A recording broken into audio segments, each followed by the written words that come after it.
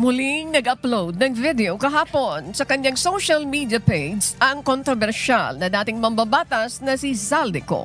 Ang tema ng kanyang mga alegasyon ay pag-control umano ng First Family sa presyo ng mga produktong pang-agrikultura, partikular na ang asukal, sibuyas, isda at bigas. Anya, nagkwento sa kanya si dating Speaker at Leyte 1st District Martin Romualdez sa paghingi umano ng tulong ni Pangulong Ferdinand Marcos Jr.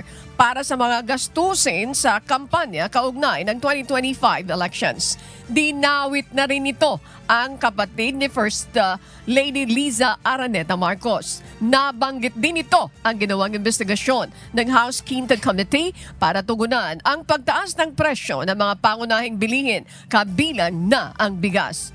Akusasyon nito, ipinatigil umano ang pagdinig kaugnay ng mataas na presyo ng bigas dahil sa isang confidential report kung saan nabanggit ang pangalan ng unang ginang. Wala silang malasakit sa taong bayan. Nagiging negosyo ang pera ng taong bayan. Ang pinakamakapangyarihang pamilya pa mismo ang sangkot sa ganitong sistema. Mula sa Pangulo, First Lady, hanggang sa anak, sila mismo ang nagtatakda, kumukontrol at nakikinabang sa mga transaksyon dapat sanay para sa kapakanan ng sambayanan.